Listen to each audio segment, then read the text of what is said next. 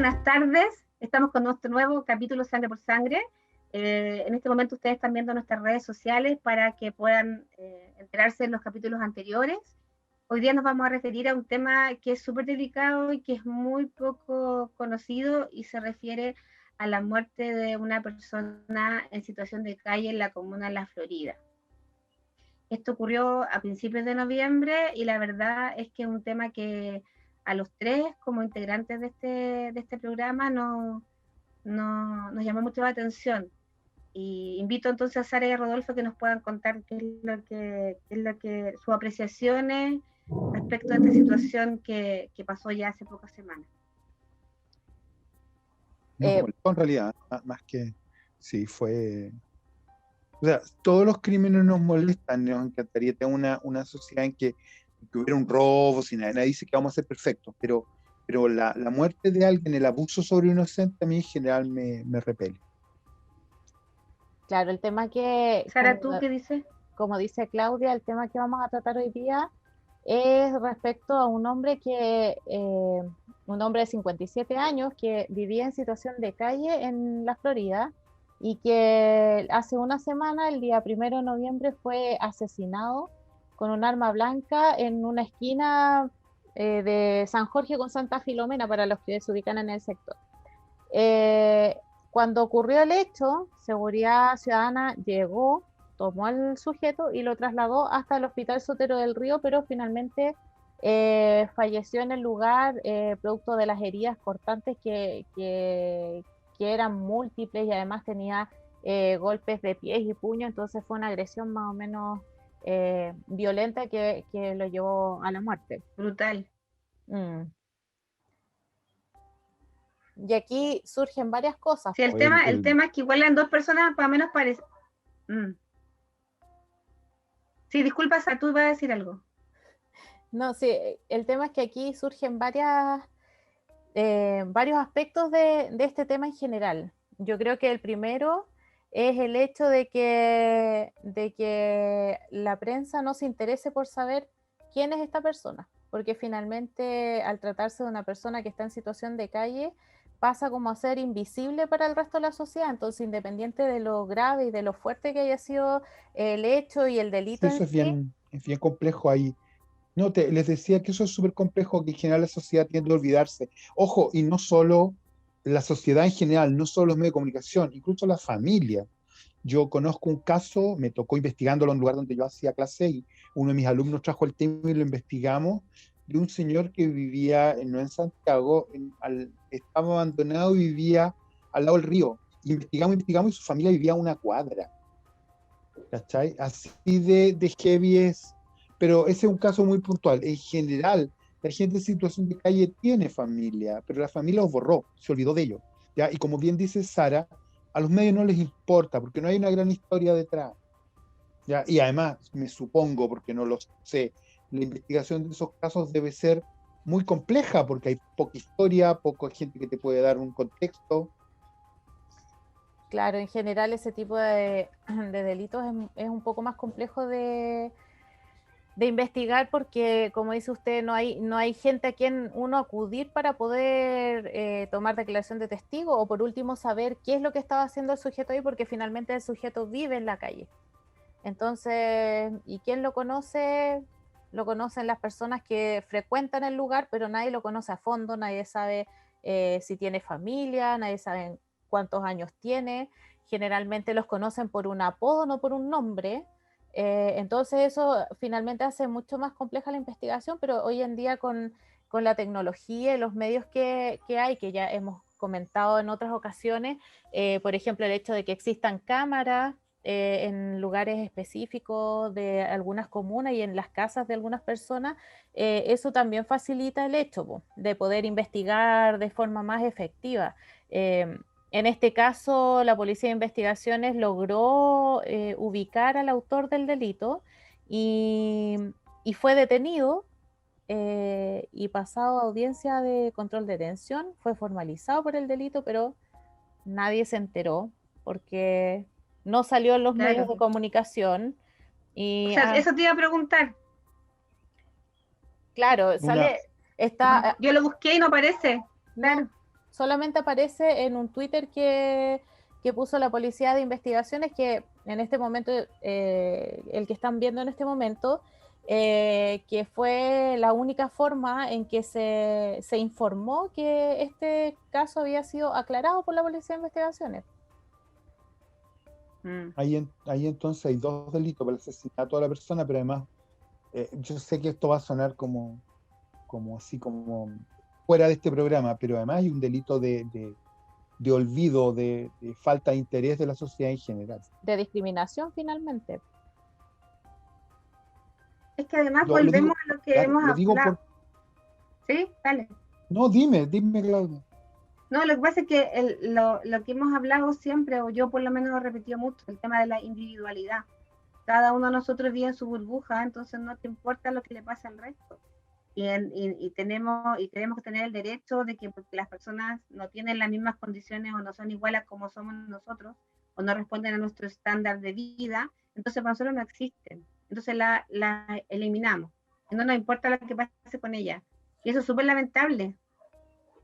Sí, pues súper terrible porque finalmente todos somos, o sea, todos deberíamos ser iguales. Hoy en día está nuestra sociedad remecida por un tema de que hay mucha gente que recién se dio cuenta que Chile era un país desigual, y este tipo de situaciones hace que sea mucho más evidente las desigualdades más allá del tema económico o más allá de una responsabilidad de las autoridades.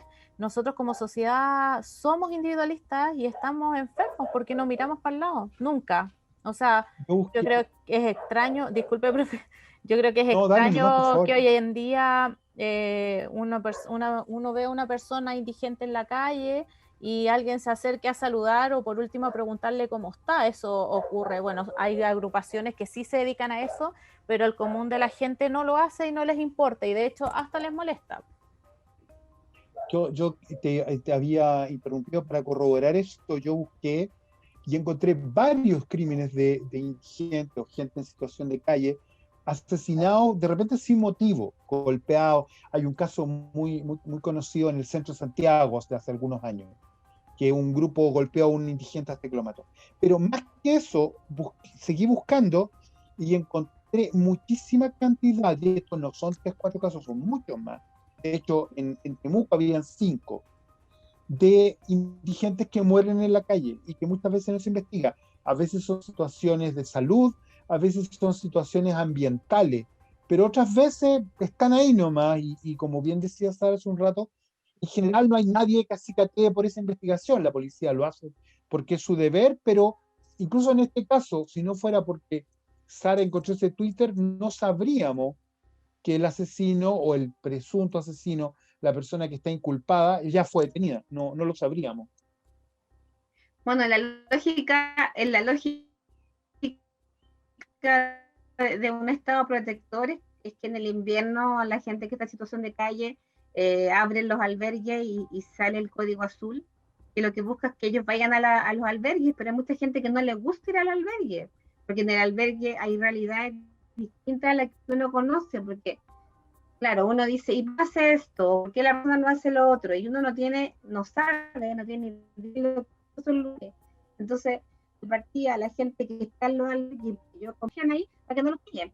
Esos ladrones que están en el albergue para personas en situación de calle, al final le roban a los mismos situaciones de calle que tienen algo. Entonces, al final, ellos que van a querer ir. Yo no, por supuesto, yo no quiero generalizar, hay realidades de todo tipo, pero muchos de las personas en situación de calle tienen dependencias del alcohol o de droga. Sí. Entonces no van a los albergues porque los albergues no los dejan. Claro. Entonces ahí hay un tema. Obviamente hay de todo también. Yo lo he visto en mi barrio. Hay muchas personas en situación de calle que tienen síndrome de apropiación, que las cosas que recogen se las van convirtiendo en propiedad y van armando como pequeñas, tienen un carrito, tienen bolsas, o acarrean muchas cosas, en general son cachureos, pero ellos no quieren dejarlo, y en el albergue no los aceptan con todas esas cosas. Entonces, eso está estudiado psicológicamente. Entonces, esa gente carece tanto que cualquier cosa lo convierte en un valor, ¿no? un objeto preciado. Entonces eso impide que toda la gente vaya a los albergues. Claudia no lo dijo, pero ella ha hecho campañas por Código Azul, por eso que lo conoce muy bien. ¿Ya? Entonces, está ese cuento, po. Pero Pero en hay este gente, caso, hay además, gente, es hay una gente situación de connotada sangre. de indigente, pues por ejemplo la que estaba en el centro, un señor que murió, que andaba con un carrito y que tenía como un pañuelo en la cabeza, Yo lo escribía porque conocí era muy personalmente. inteligente. Sí, él escribía, tenía unos textos bien interesantes. Yo estuve varias veces con él, conversamos con él, le invitamos algo con un amigo mío que también falleció, un escritor, juntábamos con él y hablábamos de sus cosas, porque él escribía y escribía bastante bien. Tenía una situación de travestismo también, se vestía de mujer.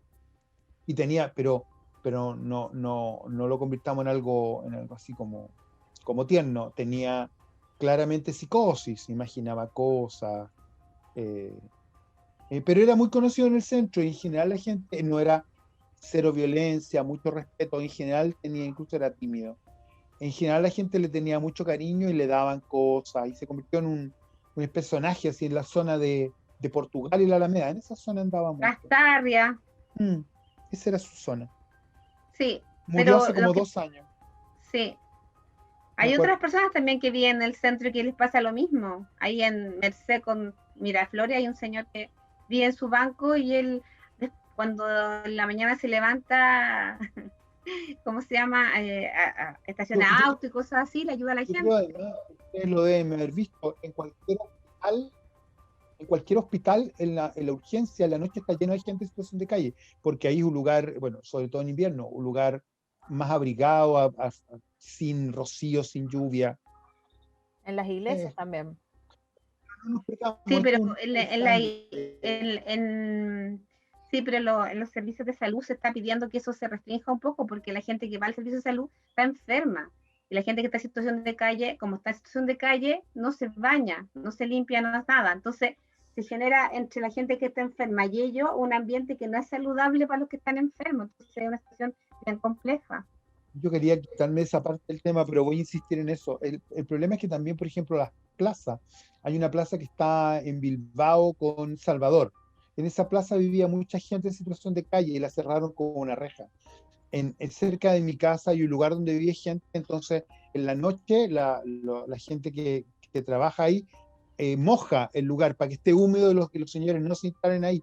No es fácil ese cuento, pues hay un rechazo en general. Lo que pasa Pero es que dime. yo creo que el rechazo ocurre porque las personas, yo entiendo que uno pueda, o sea, que uno pueda vivir en la calle porque es tu derecho, tú quieres vivir en la calle porque tendrás tus razones, pero lo que no entiendo en términos generales, cuando mi libertad se acaba cuando la otra persona se mete en tu libertad. Entonces, ¿qué me pasa a mí? De repente yo ando por el centro porque trabajo en el centro y hay un señor que le gusta atravesarse en la calle, ¿entiendes? Entonces yo le digo, ¿por qué no se pone de lado a dormir? No, se atraviesa en la calle, entonces tenés que pasar como o por arriba de él o dar la vuelta. Y yo siempre que él está así atravesado le digo, ¿por qué no se pone derecho? Si no hay problema en que usted duerma, ¿pero por qué? Y él dice, no, es que la calle es mía. Claramente debe tener algún tipo de problema mental o algo así, pero pasa mucho que hay situaciones de personas que son agresivas. En esa plaza que dices tú, Rodolfo, pusieron esa reja, pero la gente que estaba ahí se puso en la orilla, en el acceso hacia el hospital. Hay como 6 carpas de ellos, y de hecho yo me tocó ir al hospital, un problema que tuve yo con la persona que trabaja conmigo, que lo acompañé, y los guardias me decían que para ellos es súper complicado la gente que está ahí porque es muy conflictiva, es muy peleadora. Entonces a ellos les genera un problema tanto con los pacientes como a los trabajadores del hospital. Entonces, no es tan Claudia, fácil yo como tengo se ve. un caso que seguramente tú conoces muy bien, el de un señor que es indigente que vive en situación de calle en Bustamante al llegar a Grecia, que además tiene deficiencias motoras. Sí, ¿Tú conoces ese caso? Él está ahí y él vive de la caridad de los autos, ¿verdad? sí, lo vi. Sí. Bueno, pero yo quería volver, Sara, al caso de sangre que nos convoca. Sara, tú investigaste tú eres de las pocas personas que sabe la segunda parte de este crimen. Nosotros nos quedamos en una circunstancia de una muerte y ahí se terminó la comunicación al respecto. Tú sabes un poco más. ¿Hay alguna información de respecto de por qué fue este apuñalamiento y ensañamiento a golpe? Sí, en realidad fue una riña que terminó mal. Como decían ustedes delante, que es un hecho que la mayoría de las personas que están en situación de calle tienen problemas de alcoholismo o de drogadicción. Bueno, yo creo que son muy pocos los que no, o tienen problemas de trastornos mentales. Entonces generalmente se tornan un poco agresivos porque ellos también viven en una situación súper extrema. Entonces eso genera que ellos habitualmente tengan conflictos con otras personas, y en este caso este sujeto tuvo problemas con otras personas y finalmente le terminaron dando muerte. Pero Fue tampoco, una riña 1 contra 1. claro, pero tampoco no es que haya mucha información al respecto, porque en realidad el caso fue súper de bajo perfil. O sea, aparte de informar lo que pasó, no se dijo más. Lo que conversábamos, pues, la foto que mostraron de la noticia. Eso es bien, bien complejo, sí. Sí, yo creo que eso es, Severamente cuestionable en términos de medio. Sí. yo creo que eso es lo que más nos impactó a nosotros primeramente, porque, bueno, ustedes, las personas que nos ven no saben, pero nosotros diariamente estamos revisando la prensa para poder estar al tanto de todos los hechos policiales que van ocurriendo durante la semana, y obviamente para traerles a ustedes la mejor información o la más detallada para que ustedes puedan conocer los temas que vamos a tratar a fondo. Entonces, dentro de toda esta búsqueda que hacemos diaria, nos encontramos con una noticia que bueno, es la que van a ver ahora, que estamos mostrando ahora en pantalla, donde ustedes, como pueden ver, bueno, nosotros aquí la pusimos en blanco y negro, pero esta foto está a todo color en la página vivepaís.cl. Para mí, personalmente, ustedes pensarán que no, porque como yo soy policía, hay gente que piensa que a mí no me da nada, pero a mí me impactó mucho esta imagen donde sale una fotografía del hecho real. O sea, esta fotografía donde ustedes ven esas manchas negras que se ven en el suelo es la sangre de la persona que falleció. O sea, la persona que fue al lugar y que cubrió esta noticia se dio el trabajo de sacar esa fotografía, o le llegó esta fotografía a través de no sé, puede ser a través de las redes sociales, quizás cómo fue la obtención de esta imagen, pero sin duda es súper cuestionable que esta imagen aparezca así en un portal de internet como si nada. Es una discusión que habría que dar. No, yo tengo más o menos claro que eso lo pueden hacer porque nadie va a reclamar, ¿no? A nadie le interesa ese tema, ¿no? ¿El tema de la persona o de la foto? No, la Es que fotografía, para que a ti te moleste, es muy raro que una persona común y corriente se moleste por esa foto y reclame. Tendría que reclamar a alguien cercano a la persona, y sabemos que eso es muy difícil con Pero, una persona que está en situación de calle. pero volvemos a lo mismo, ¿me entiendes? O sea, hay un abuso, porque no está la persona, yo hago lo que quiero con la persona y pongo la foto que quiero. No tengo la precaución, cuando yo igual debería tener un mínimo de ética y no poner esa foto, porque además, como a uno le enseñan que esa, así no se, la sangre nunca tú la ves en como es, uno la pone en blanco y negro, ¿cachai? Entonces es como súper Complejo, fuerte, es poco respetuoso, hay un pasa el debate límite, no fuerte sé. con eso, sí. Hay un debate, hay gente que dice que es mejor poner esas imágenes para mostrar toda la crudeza y la violencia como una manera de advertir sobre esas cosas. En general, en los medios en que he estado yo hay un límite, hay ciertas cosas que no se publican. Nosotros tuvimos, recuerdo, un par de casos con unas fotos horribles que las teníamos solo nosotros, y el director y los principales directivos del diario decidieron no publicarlas. En ambos casos no se publicaron. Se guardaron en un sobre y quedaron dentro de un cajón con llave. Nunca salieron. Ya eran fotos muy horribles. Era una persona que había sido quemada viva. y el otro caso había sido un caso con decapitación. Y el diario decidió no publicarlo. A mí me parece muy válido. Pero, por ejemplo, no sé si ustedes recuerdan un accidente en México, un señor que se metió con un auto y arrolló como a 60 personas. Estoy hablando hace tiempo, yo sé. Esa noticia en la televisión salió en todas partes. Y era muy horrible ver la gente saltando, las personas heridas a medida que avanzaba el vehículo. Y hubo reclamos ustedes saben que saliendo en televisión eso entra dentro del imperio del CNTV, y hubo reclamos y hubo un debate pequeño sobre eso. Eso del límite, qué mostramos, qué no mostramos, no existe un límite que diga esto no, esto sí. Sí, pero Ahora, es por una cuestión, que yo estoy de acuerdo con Claudia. Por favor, Sara, dime.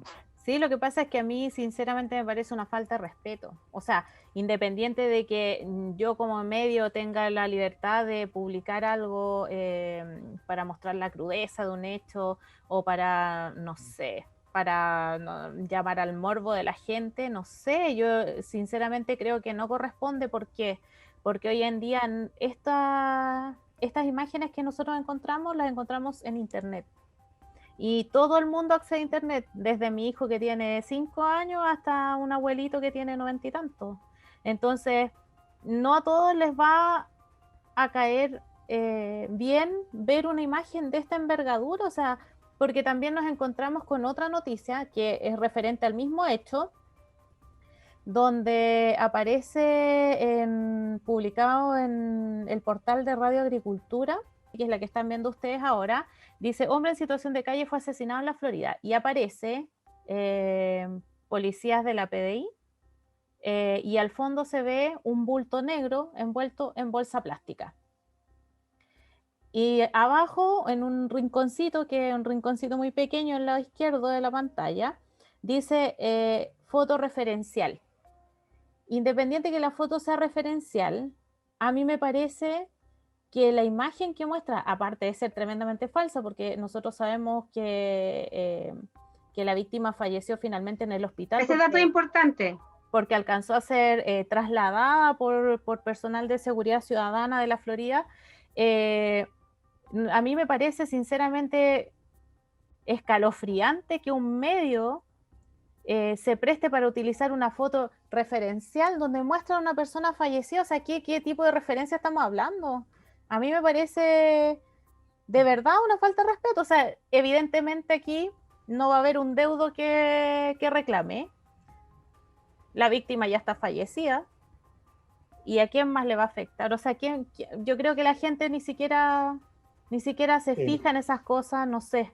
Ahí yo estoy absolutamente de acuerdo contigo. Además que es referencial, ¿no? Porque lo otro, claro, la foto que tú hablas, esa que mostraste anteriormente de la sangre, es chocante, es fuerte. Yo estoy de acuerdo con ustedes dos que por una cuestión de respeto uno debería evitársela. Pero una foto referencial es para llenar un espacio con una imagen, porque no es real, así que no se refiere al hecho directamente. Es una foto que es tomada de otra circunstancia y usada para que la gente se haga una idea. Yo siento que eso es un error en términos éticos, me puedo equivocar. Ahora, el morbo no está solo en las imágenes. Todos sabemos que hay algunos programas que son más bien en las mañanas, donde los crímenes son mostrados y remostrados una y otra vez, y se le consulta a alguno cuando no ha sido con un resultado de muerte, se consulta a las víctimas, eso hemos tenido casos algunos horribles que han terminado en sanciones muy fuertes. Estoy pensando en el caso de Nabila Rifo y el protocolo del servicio médico legal, ya que fue Cuando nos dado tocó a ver conocer. su testimonio en directo. Claro, pero también hay mucho eso de entrevistar a una persona y todos sabemos que cuando hay alguna persona que tiene algún dato, la llevan al canal, bueno, a veces la entrevistan en la calle, pero la llevan al canal y la convierten en una mini celebridad. Y ahí hay un tema fuerte. Sobre todo a mí me molesta mucho la pregunta al deudo. Han matado a una niña, por ejemplo, y le preguntan a la madre, al padre, a la tía, a la abuelita, y le preguntan por el sentimiento respecto de la muerte de la niña. A mí eso me da mucha rabia. Yo creo que a mucha gente le pasa lo que a ti te pasa.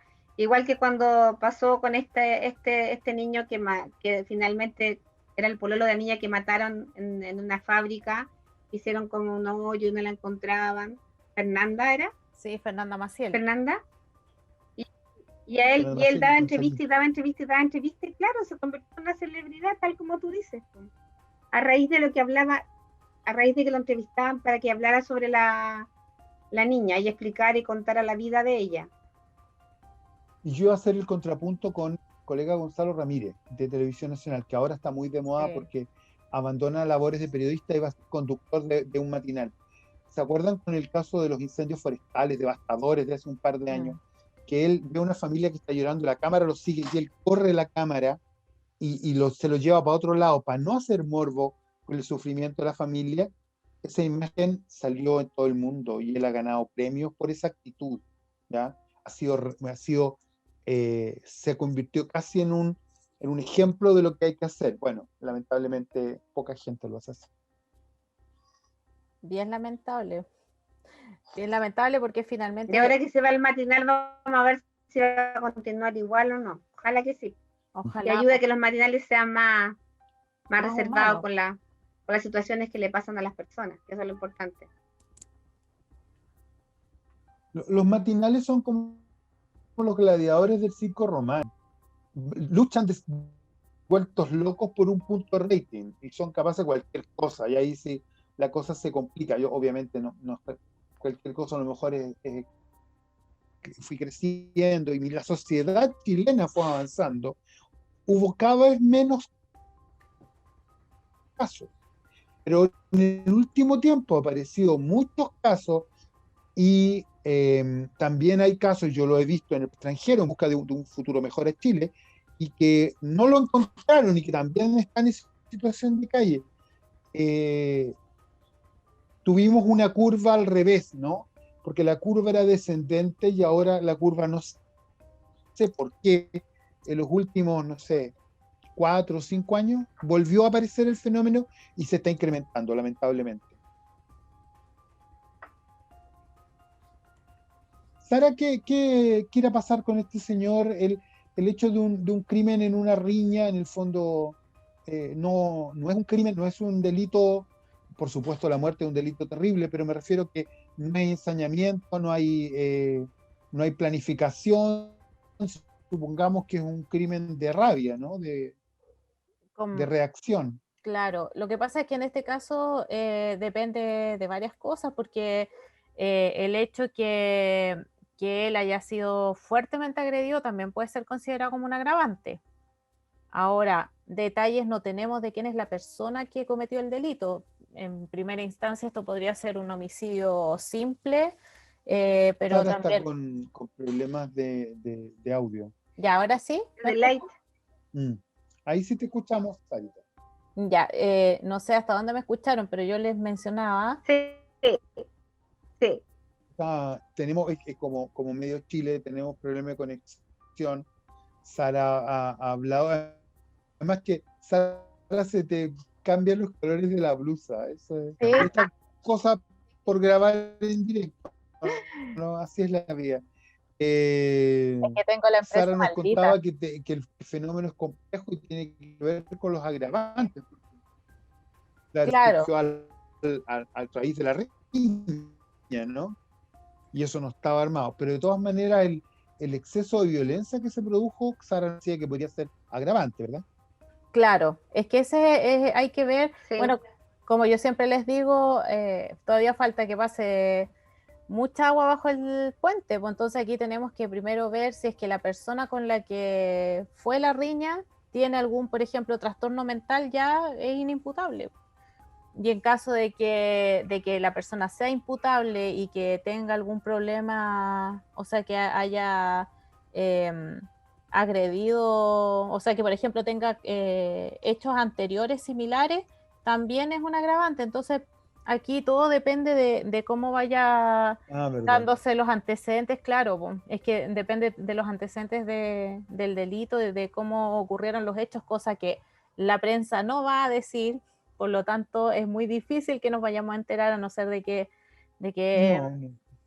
de que vayamos a seguir el caso directamente en la fiscalía como para saber qué pasa, pero al no ser parte del hecho tampoco es probable que consigamos mucha información al respecto.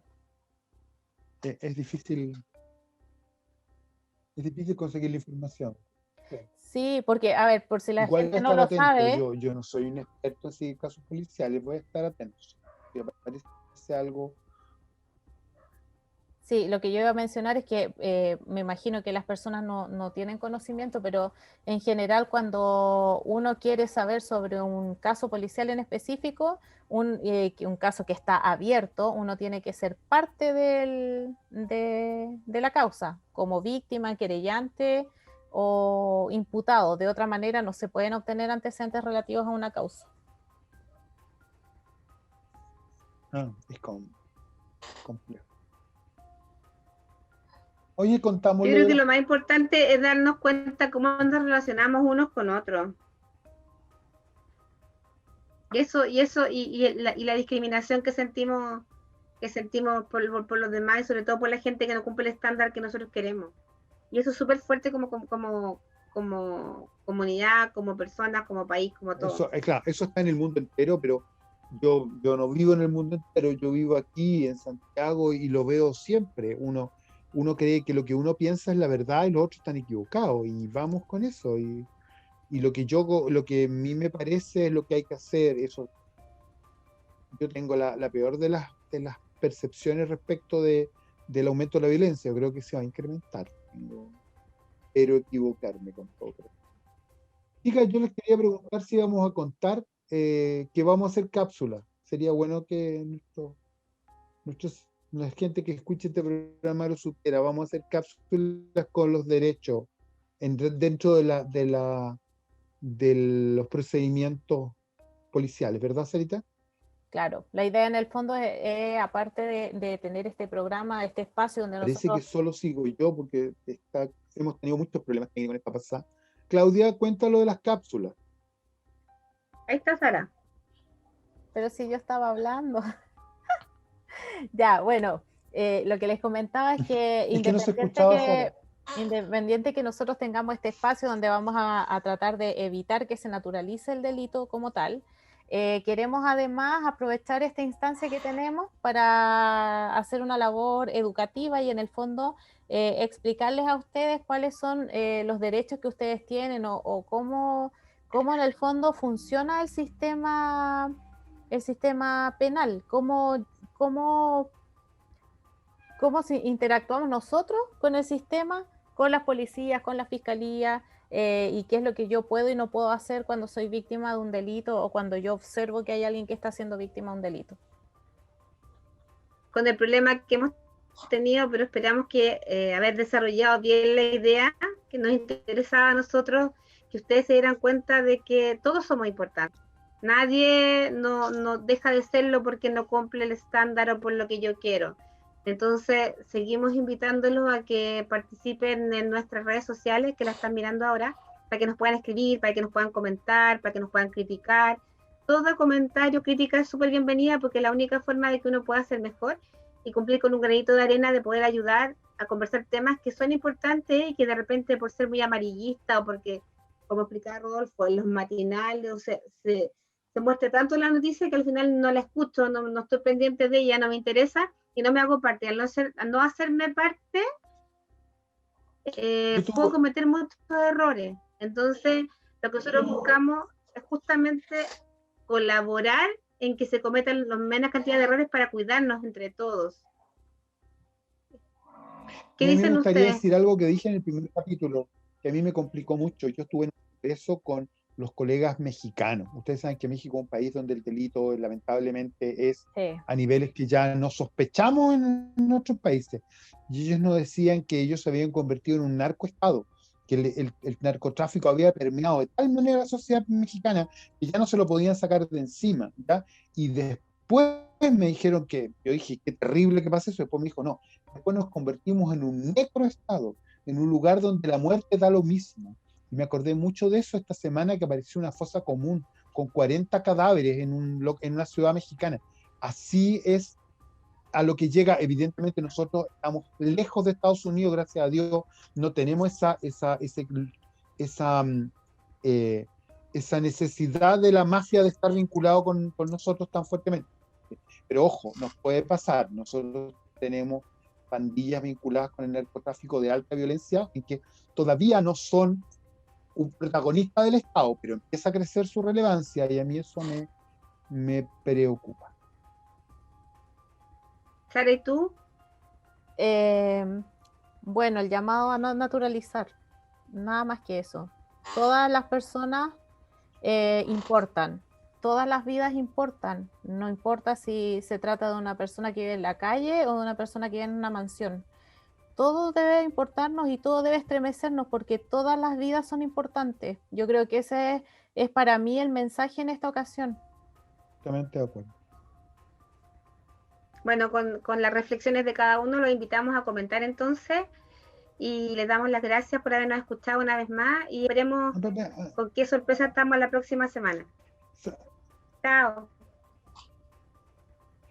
Claudia, un detalle nomás antes de terminar, que si las personas que escuchan este programa tienen algún tema, no, y nosotros vamos a investigar y lo vamos a desarrollar. Ahora sí. Excelente. Gracias por habernos escuchado. Que estén muy bien. Y síganos en redes sociales. Chao. Chao. Sí.